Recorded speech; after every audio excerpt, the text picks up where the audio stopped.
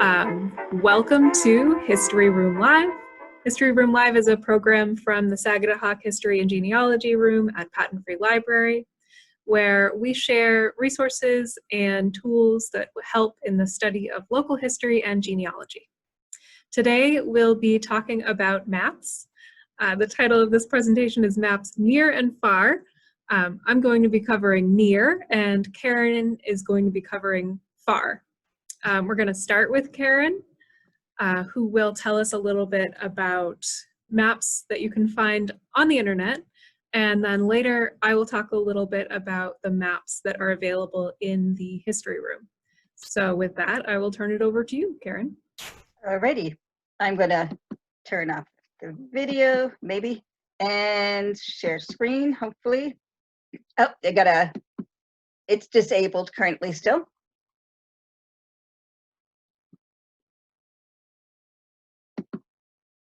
Voila. Okay. See if I can minimize that. Oh, good, it worked this time. All right, so let me get this.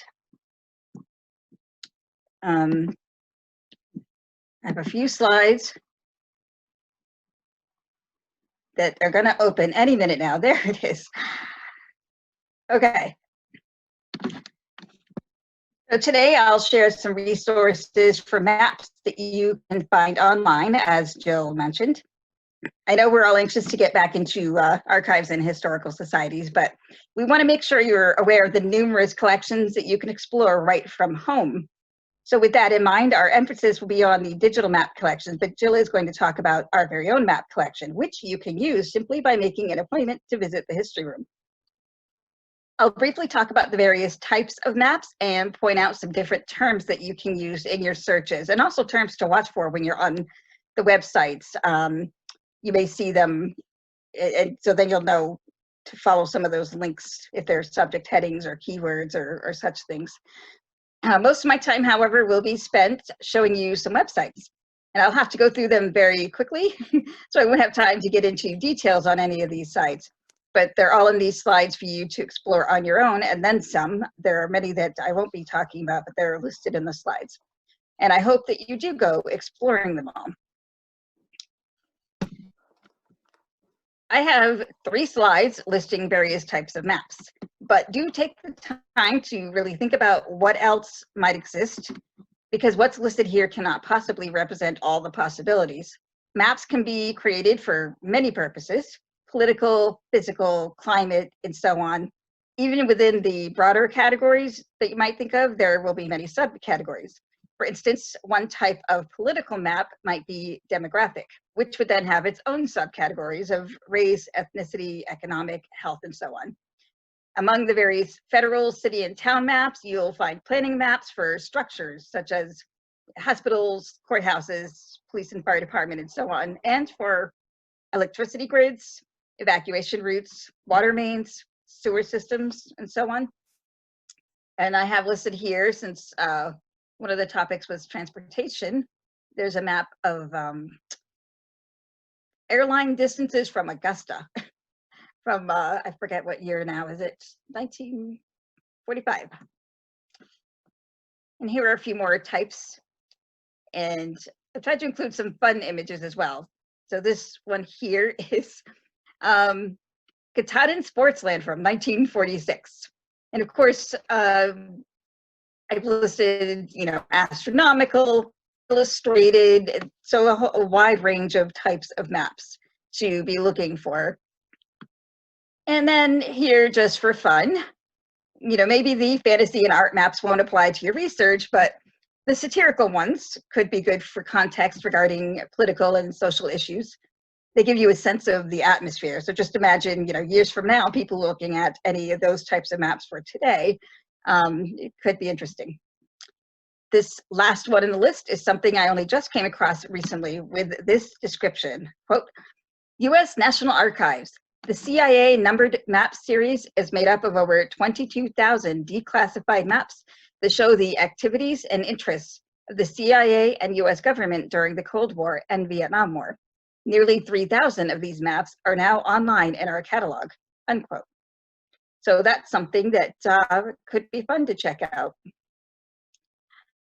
Here are some words to keep in mind when you're searching for maps, whether you're looking at a database, a collection, or using Google. And as I mentioned earlier, these are things you can use not just for searching, but also to kind of watch for on websites or in catalogs for subject headings, for instance. You can look for subject headings that match some of these or that might be similar. All right, a few things to consider. Our colleague, Jack Martin, reminded us that some places offer services that provide, for instance, the ability to request digitization of a map that hasn't yet been scanned. He was talking specifically about the Osher Map Library in Portland, Maine, but it's worth checking to see if the library or archives that you're exploring offers a similar service or other services. Another consideration is copyright. As with any other source, be sure to check permissions before using and give proper credit. And lastly, most of the time you'll be able to choose from different size options before downloading a map if you choose to download. This is important because it affects the resolution of the map, the clarity of it, and the amount of space it will take up. A thumbnail might be too small, but TIFF files are enormous, so you want to pay attention to your options. Okay, so I'm going to just whiz through these slides. I've tried to categorize them. So here are just a few maps from Maine, and our state genealogist, who I believe is in the room, but she did her own program about maps, which, by the way, I was going to link to it, but I don't think it's on their YouTube page yet. But do check the Maine State Library YouTube channel for that, as well as other ones. But these are the three places that have digital collections that she has said provides the most comprehensive coverage of Maine maps. So Maine State Library, Fogler, Osher Map Library. We have some from away out of state, New York, Boston, and Connecticut. And of course, there are far more collections than what I'm mentioning on any of these slides. But I've included basically the ones that maybe I'm more familiar with or that I use myself, or for instance, in this case, mapping the Freedmen Bureau is definitely something that people should be aware of, and especially if you're doing slave research. And then Library of Congress gets its own slide because there are a few different collections. And the reading room, the last one there, is not so much linking to maps, but information about some things that I think you should know about. A few things from Canada, from across the pond, and around the world. And then I had some fun sites that I was including here, and I think, oh, some additional resources. Okay, so I'm going to end the slideshow, maybe, if it cooperates. Okay, and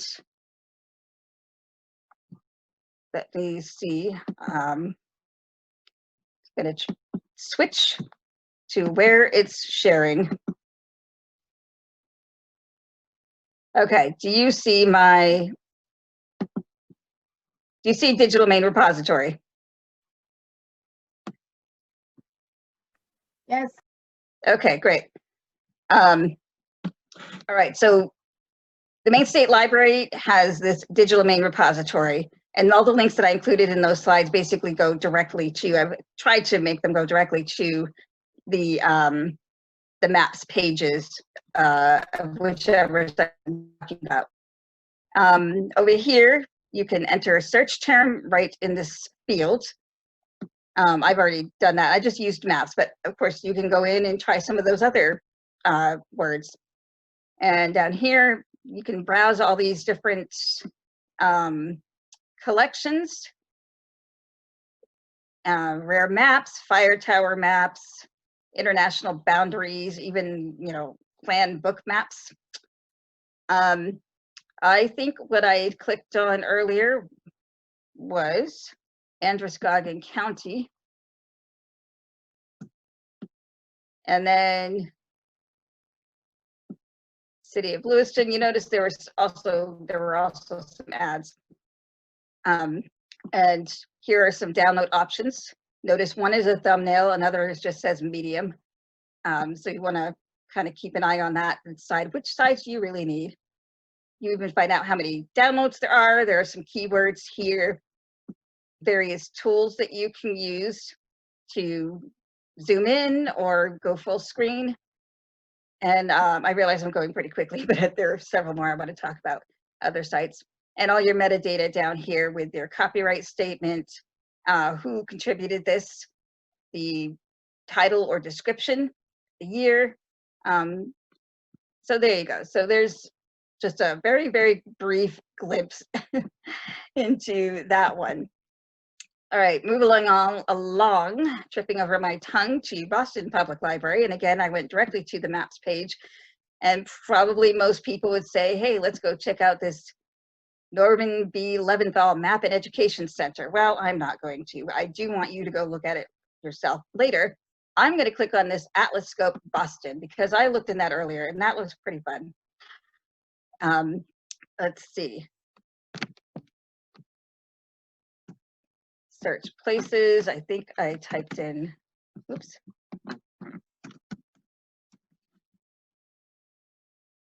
All right, so I typed in Bath, Maine. You notice there is like regular old map behind it, and then you have this historic thing. And down here, you could choose an overlay map, which means it's just, you can have a modern day map as your base and overlay it with something historic. And right now it's showing 1903. I can choose 1868. And for that area, wherever you are, it, when it decides to go, it will show you something from 1868. Well, let's go to 1903. But anyway, I think you get the gist of it, right? And over here, your base map is currently modern, but you can change that as well. You can swap them out if you want. Anyway, I just thought this was really cool. And so I wanted to make you aware of that. But do check out the other map collection as well. All right, moving on to New York. And I'm not going to spend a lot of time here, but their map collections, they have a bunch of different ones. And of course, you know, New York atlases, there are almost 12,000 of those. Meanwhile, you have other collections that maybe have 2. But that's fine because that's still 2 more than you would have had otherwise.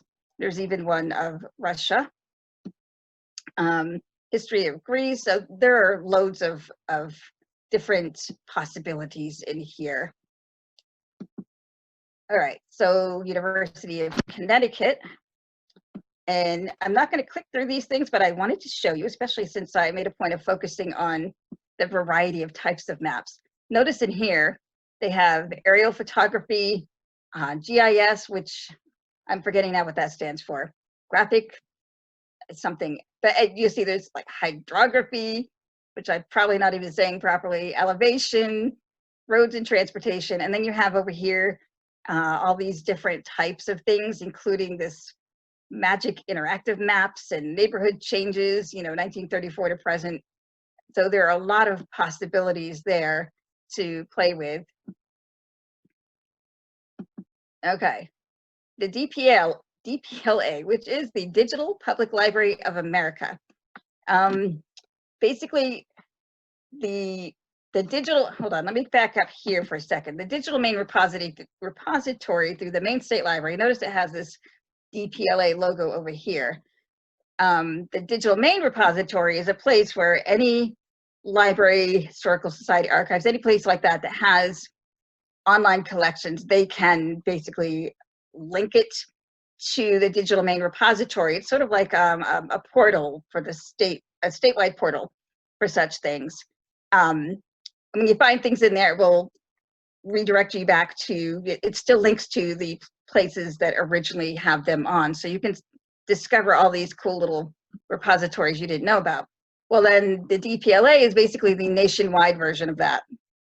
And in our state, Maine is the portal into the DPLA. So somebody who doesn't think to maybe search for Maine, but comes to the Digital Public Library of America, maybe searches, for instance, I already typed in Maine map and brought up a bunch of things, and may discover some local, Maine local things that they would not have found otherwise. And I clicked on this map of Lincoln, Maine, map of Saginaw. It's got 2 names. And I will admit, I think when I tried this viewing full item, it wasn't cooperating, so I'm not going to try that. I just wanted to show you. Again, you have all this metadata, which is basically just information about information. Contributing partner, which is the University of Connecticut that I just talked about. And down here is the URL that will take you back to that contributing person, which is what I was kind of trying to explain a minute ago, saying it will link you back to the person, the place that actually provided these. And so this is actually where it came from. And then you have your options here as well. Okay, so University of Connecticut, we talked about that. Freedmen's Bureau, mapping the Freedmen's Bureau. There were some folks who had this fantastic idea, put a lot of work into sort of mapping out documents and movement. And you could see there's sample documents here. Let's click on this maps. I think, yep. Let's see. Hospitals, field offices, it says more maps. Got the branches, view map, and I'm gonna have to keep moving quickly. I'm like running out of time. But anyway, I hope you come exploring this. I can't show you, I can't do it justice, but definitely come check it out. Oh, here we go. You have all these different options to choose from. Field office. Okay, so anyway, definitely come check it out later. All right, moving along again, the Atlas of Historical County Boundaries. This is from the Newberry. When this was down for a little while, a lot of genealogists were very, very heartbroken. I'm going to click on Maine. This is interactive. You could choose your own state, but there are a bunch of options here. I'm just going to click on this interactive map. And, okay, scroll down. Over here, you have all these years. Right now, it's showing 1820. And this is kind of in the way, but that's okay. So make note of all these borders right now as they are. And I'm going to go to, I don't know, 1889. And now all the borders have changed. So basically, this site will show you the changes that have been made. And there's a little bit of description in here as well. Washington gained small area from Aroostook, when town of Danforth gained from town of Weston. Anyway, so it's a pretty cool tool and quite fun to play around with. Now on to the Library of Congress. Sanborn fire insurance maps are really fun. We happen to have a few in the history room, two, I think. So you can get into them a few different ways, but I think this one might actually be one of the most efficient. You can select a state. If you're not in the state, you can, select a country, of course, up here. I'm just going to go with this selecting a state, and I'm not paying attention to all this other stuff, but you certainly can. Oh, are you looking for a whiskey warehouse? That's fun. Okay, so let's just go to Maine, and you get a list of towns, and this is telling you here that your asterisk means that they do have some maps. So let's go to Bath, and there's a list of which ones they have, how many sheets are in them. So we have 1890, 1891, 1896, even up to 1950, and you can click through. So this one has 1890. There are 9 sheets, and I will not be able to explain these as well as they should be, but you have all the sheets listed here, and you can, I think, probably do a slideshow. You can click on a certain one. And what these show you, let's see if I can make that a little bit bigger. There's a key to follow, and you can find out what types of materials the buildings are made of, how many floors, like this is showing, I think this should be 3 floors. Even this little dot and little X's, those will indicate the roof material. You can see names and types of buildings, These are really neat. You definitely want to learn more about them and go exploring. And you could also, be in the history room, make an appointment, and talk about them there. All right. History of medicine and medical humanities. And maybe that doesn't make sense for maps, but there's a method to my madness. This is from Canada, I believe, I forget which place in Canada, but here's their master list of different themes. And one of them is, in fact, maps. But I thought I really had to share anyway, because I think a lot of you would appreciate all this other stuff in here. So there are a bunch of different maps, links to map collections in here. I believe I even saw one like the Caribbean map collection. Digital Sanborn maps, again, global health observatory data, Japanese maps. I mean, they're just all kinds of different things to go exploring. And of course, below that, medical advertising. So I do hope you folks will come exploring this, and not just the maps, but all that other good stuff too, because it looks like a lot of fun. Let's see, National Library of Scotland. I attended there's a website, this couple that has been doing conferences once a month, and 2 months in a row there was somebody from the National Library of Scotland talking about their maps. And there was so much to talk about that it didn't matter that 2 different people spent an hour talking about it, because they both covered different things. So there's a lot in here you can explore: finding by place, browse by map maker, georeference maps. I'm just going to quickly click on this side-by-side viewer, and you see there's even more below this. And I believe they have tutorials. I'm pretty sure they had mentioned that they have tutorials. Basically what it's telling you is you can have 2 different maps open and see them side by side. And right now it's showing the UK as a whole, but you can get down to the street level and be looking at 2 different years, seeing the differences from, I don't know, 1890 to 1934. I have no idea what years of maps they have, but anyway, it'd be really neat to see, to compare that way, side by side. So definitely go check that out. The Rumsey maps, David Rumsey maps. These are well known in the genealogy world, and you'll find maps from all over the place. So Maine, US, Europe, just around the world as a whole. And sometimes it can be a little intimidating to navigate. I just come up here and type, whatever I'm looking for, like Maine or something, in the search bar. I do want to point out too, he has a bunch of tools in here as well. Georeferencing and other types of things that I can't explain, and in many cases don't really understand, but that's okay, because some of you might. And a lot of these historic maps are also in, I think, Google Earth. You can do overlays, which I talked about earlier, where you can have a base of like current day and then put a historic map over it to kind of do a different kind of comparison, different than the side by side. So I hope you check this out. There's a lot of fun stuff in here. Okay, and the last thing I will share, and this is really fun too, history pin.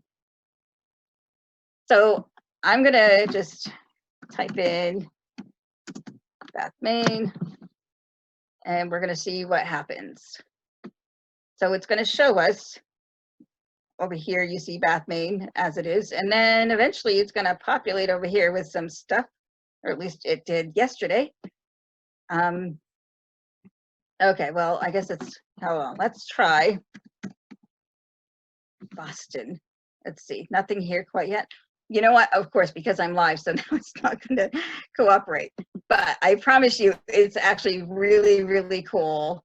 Oh, it's going to show us San Francisco for some reason. Well, what happens is when you're in a location, it will show you items that are related to it. And you can check out these things, take a look at them, and get some more information about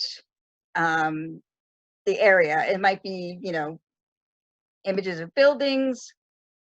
There's just all kinds of neat stuff. And I apologize that it's not cooperating today, but that's okay. You can come play around with it on your own.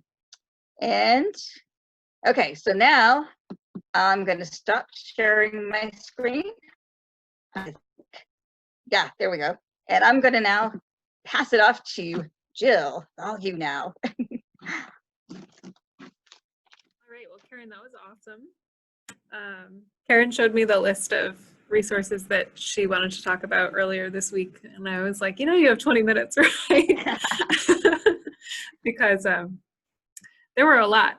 That was really just scratching the surface of what's available on the internet, so I hope that's a good starting point for you. At this point, I'd like to try something a little bit different and open it up to questions for a few minutes and then resume the presentation, because we are talking about something, we're talking about different things, and I don't want you to forget your questions for Karen. I'll cut this part out of the recording, so you can say anything you want to. Nobody will ever know. And if there aren't any questions at this point, we'll just move on and we'll have them at the end. But would anybody like to ask a question of Karen? Not a question so much as an observation. This is such a huge topic. Yeah. 20 minutes wasn't fair, but maybe do it in 20 segments. I have the Atlas from Maine, which was published a few years ago, and it's a phenomenal resource that I'm sure you have in the library. That alone could take an hour. Anyway, don't want to take up time. I know whenever I have the Maine Gazetteer, Atlas and Gazetteer, whatever the official name is, I in fact ended up with two of them because after a while I decided I wanted to have an updated one. So I have one that I keep in the car and one in the house, and I use them both. And if people come to Maine from away, they've never lived here, I tell them, do you have a Maine Gazetteer yet? You should have one of those. And actually bought one for a cousin who moved out here from California, because there is so much in those. And of course, that's digressing from the digital thing. But yeah, there are loads of types of maps. I was finding somewhere, I think it might have been at jewishgen.org, there were some map options there, but then I was having difficulty figuring it out, partly because Google Chrome decided not to translate it for me, so I just couldn't understand anything in there. But hopefully anybody with an interest can then also go looking at the jewishgen.org map section, and I believe I saw some elsewhere as well. Does anybody have questions, or are we ready for Jill yet?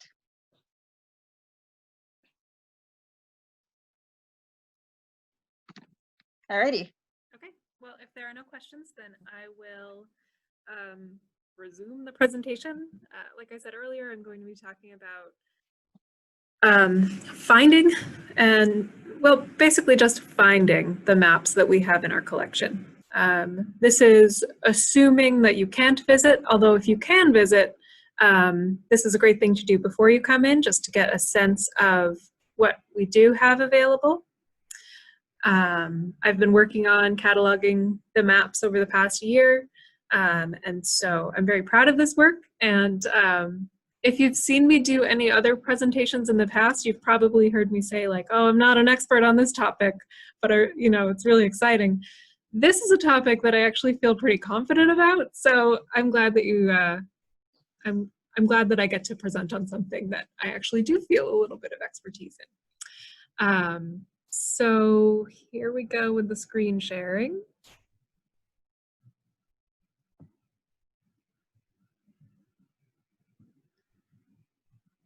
Okay, so you should see a red square. Yes. Okay, great. So this is just a quick overview of what I'll talk about in the next 10 to 15 minutes. Searching for maps, and then once you find a catalog record, what to look for. If there's time, I'll talk a little bit about some of the tools that I've used to do map cataloging. Some of them are relevant to you, even if you're not cataloging maps. And I'll tell you a little bit more about the History Room map collection at the end of the presentation. So first, let's talk about searching in the Minerva catalog.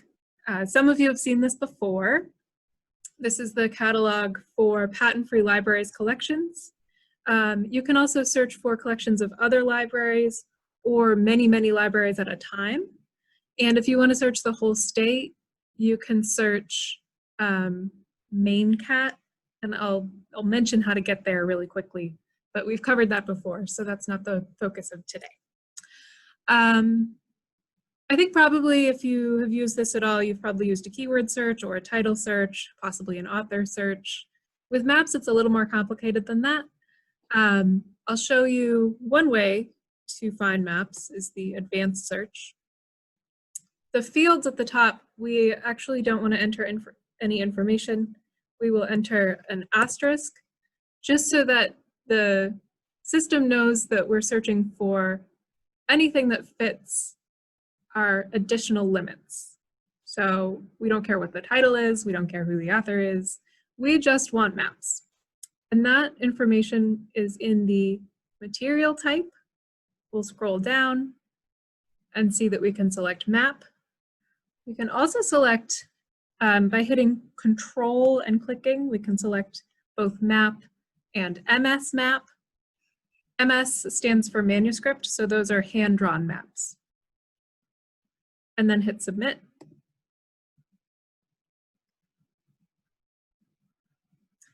And it searches. We found 65 results at Patent Free Library. Here's one that we really love. I'll talk about that a little bit later, I think. Another great map.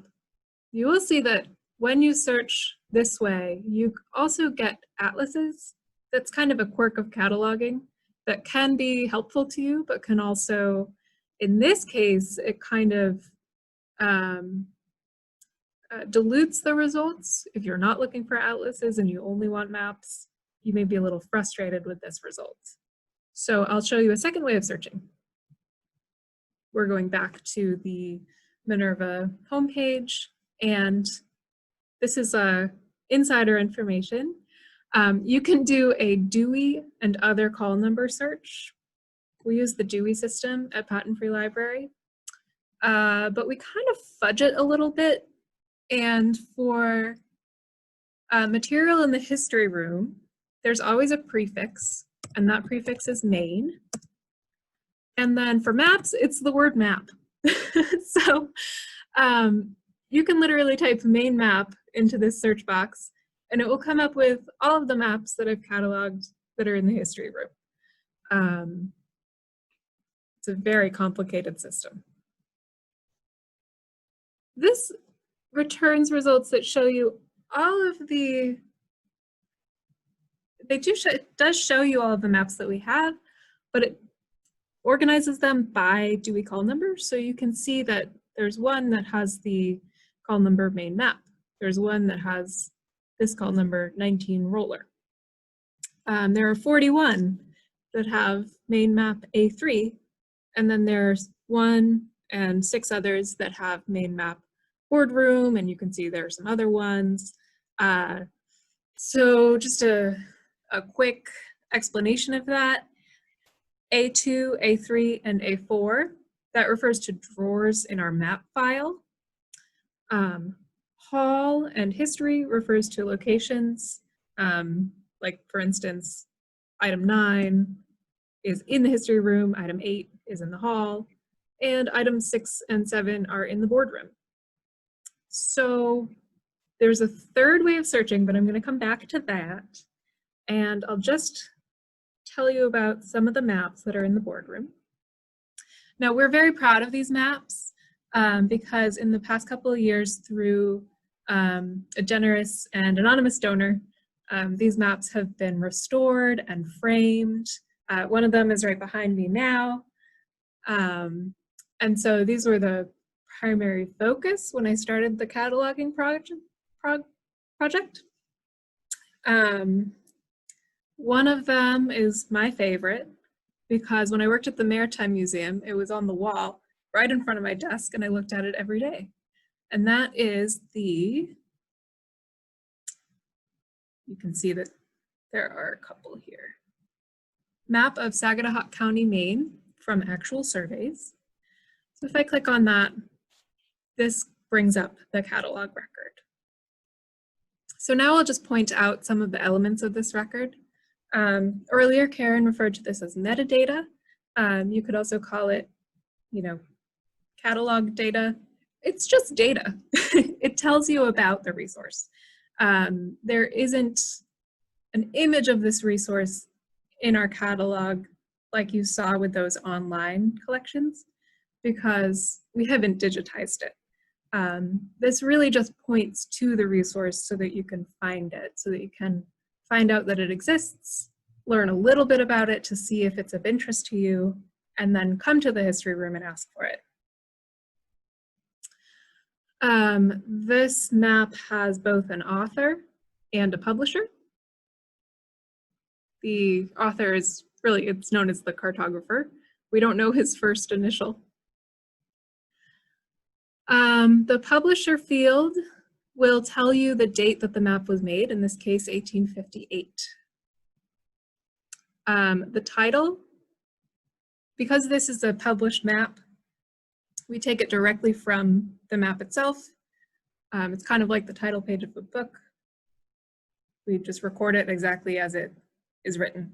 And so it's map of Sagadahoc County, Maine from actual surveys under the direction of J. Chase Jr., civil and topographical engineer.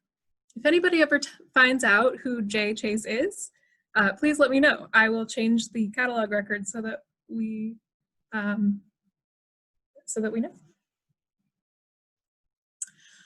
I'm going to come back to this section. It's very exciting, so I want to close with it. This just tells you where the map is, and this is that call number I was talking about, which gives you a little bit more information about where it is. But we'll move on to this information. Math data is a really fun field. I had a lot of fun with it because it meant that I got to think about map coordinates and do some math. I made a spreadsheet that would do some of the calculations for me because this map, it says that the scale is 200 rods to 1 inch. And so then I had to figure out what that is expressed as a ratio. The brackets mean that I had to figure it out. It's not written on the map. Sometimes it's written on the map and you won't see the brackets there. You can also learn a little bit more about what the map is through the physical description. This is how you know that what you're looking at is a record for a map. It's in color. It includes illustrations. This is the size in centimeters. It's actually quite large. It's a wall map. And you'll see how detailed that is in just a few minutes. There are notes that tell you a little bit more about the map, such as the coordinates are approximated. They weren't expressed on the material itself. This tells you a little bit about how the map was made and how relief is expressed through what methods. There are different methods that I learned about through a resource called the Map Cataloger's Toolkit, which I will show you later. This is one of my favorite fields, note fields, which describes anytime the map has been reproduced. So in 1983, somebody made copies of this map and put it into a book. And the reason that I'm pointing this out is because you can just kind of copy the title, open up a new Minerva catalog window, search throughout the whole state, and find out where that book is located. We do have a copy. We have a copy in the nonfiction stacks, which means you can take it home. And then several other places in Maine have a copy of that book as well. So if you can't make it here to see the map itself, you can request a copy of the book.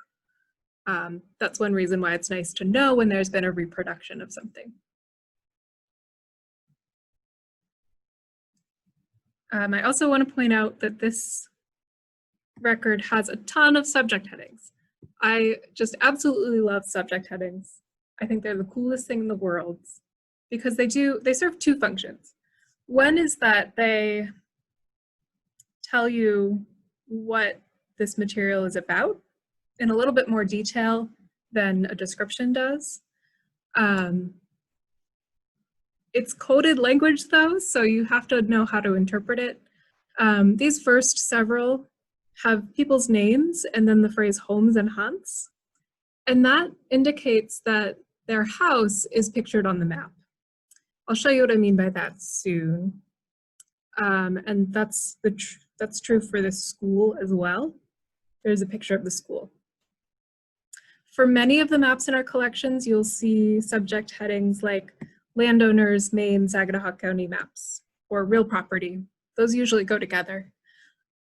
With landowners, that's usually applied. You've probably seen with maps that there are those little black boxes that indicate somebody's house, and then next to it their name. So usually if that's there, the subject heading landowners is going to be in the record. And then there's the places that are pictured in the map. So Saginaw County is pictured as a whole, and then there are insets for all of these places: Odenham, Parker's Head, Woolwich, Richmond, Georgetown, Topsham, and Bath. And I was just looking at this catalog record earlier, and I realized that I needed to add some subject headings. So I added Bath, Pittsburgh, and Maine, or Richmond directories.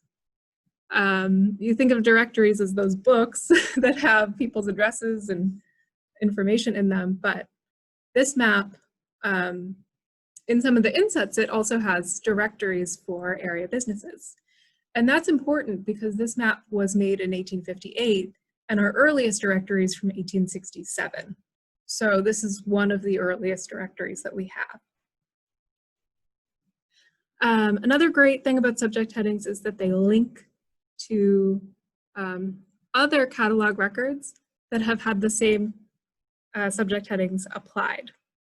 So if you were interested specifically in maps of Georgetown, you can click on this subject heading and find, let's see, 2 maps of Georgetown, and then a manuscript map of Georgetown. Let's see what we see. When we click on that, we have the one we were just looking at, and then a more modern map of Georgetown as well. I'm going to go back to manuscript maps of Georgetown.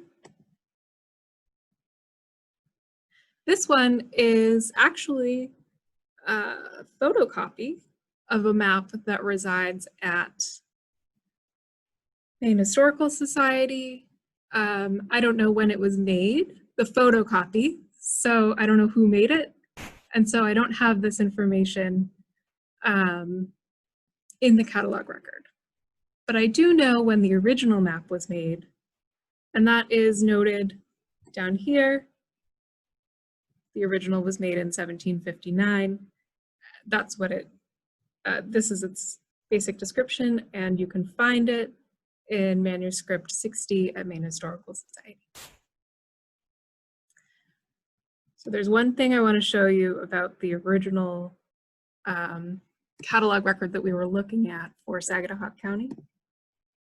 This is also very exciting. Up here, there's a wonderful hyperlink that says also available online at Library of Congress website. So if you click that, it will take you to a catalog record at the Library of Congress. And there's a lot of elements to this record that will look pretty familiar. They're laid out a little bit differently, but you can see the 200 rods to an inch, some subject headings, some notes. What I'm interested in is this links field to copy one, click that, and here it is. So they also have a copy of this map and they did digitize it. It's in some ways in worse condition, in some ways in better condition than ours. You can see that it's kind of in pieces, but the color, if you've seen ours, the color on ours is pretty washed out. So they're different, but they're close enough that you can get some information from them. And, you know, Karen pointed out that you can download oftentimes from these online catalogs, so that is an option here. But you can also just view it on your browser, and with this you can zoom in pretty easily. I'm just going to pick a random point in West Bath and see what we see. That's about as far as we can go, but we can go far enough that we can actually read the writing. Now, I was mentioning a couple of things like the insets. So this is my hometown of Richmond, where you can see those little tiny black houses with their the people who owned them. There's Southard, who was a big shipbuilder, or some might say a little shipbuilder in Richmond. The Bath inset is fun because Bath is so north-south that it just takes up the whole side of the map. And these this text down here, that's the directory I was talking about. So this is literally one of the earliest listings we have of people who had businesses in Bath. It's not complete. A lot of them are listed because they subscribed to the map. You know, they said that they would pay for it before it was made, and so they got put on the map. I think we're all familiar with that convention. And then finally, I mentioned the homes and haunts. I love that this map has these little engravings of people's houses. This is the home of William Drummond in Bath, and you can see that it's quite detailed. Down to, I don't know what this is called. I wish Jack was here. Down to this fun little balustrade. So let's see. So that's about all I have to tell you about the Sagadahoc County map. If you have time to poke around the catalog, I would also look for the Abraham Hammett map. That's not the title, but if you search for Abraham Hammett as the author, you may find it. And then there's a map with the title, A Plat of a Tract of Land. And you've probably heard about that map. That is the very early 18th century map of Woolwich. So I promised that I would tell you a little bit about cataloging tools. This document is a technical document that is used when cataloging rare materials, specifically cartographic materials. They have these for other types of rare materials as well. This is a 364-page document that will tell you like anything you want to know about cataloging maps. I'll just show you the table of contents. Something else that's really fun is we'll go to the Map Cataloger's Toolbox next. This has amazing resources just for learning about maps.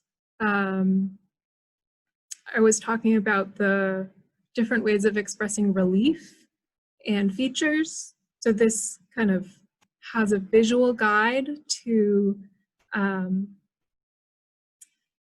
to recognize those. So I definitely recommend checking this out. You can find it by Googling Map Cataloger's Toolbox, but as I mentioned in the chat, we will put out a handout next week. The last thing I want to show you is the bounding box tool. I used this a lot when maps didn't have coordinates on them and I wanted to note what the coordinates were in the catalog record. It's just really fun to play with. So I'm going to zoom out and then find us over here. We'll zoom back in. And where are we? Here we are. Let's say I had a map of Westport Island and I wanted to understand exactly what the coordinates were that it represented. I can just find Westport Island, line up, let's say the map, you know, cuts off right here, line that up at the corner, and just click and drag a box. And down here, it actually formats the coordinates exactly as I would want to enter it in the catalog record. That might not be relevant to you, so you could choose CSV as a format, and that's how, you know, most systems would read the coordinates. So I'm going to stop sharing now. And there were just a couple more things I wanted to say about our collection. Sorry, I got a little lost on my computer screen just now. So I mentioned that I started this cataloging project like a year ago. So at this point, all of the maps in the boardroom are cataloged, and then about 30% of what's in the map files. So there's much more than what you'll find just in Minerva. It's an ongoing process. The idea is just to catalog each map a little bit, and then we can add information over time. So the Saginaw County map with all those cool fields with the links and the subject headings, that really represents like the best possible catalog record that we could make.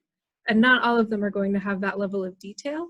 But if we find out something interesting about the map, like, oh, I didn't realize that that map was digitized on DPLA, we can just add a link. So anytime you find something like about a Bath map, it might be good to let me know so I can add that information.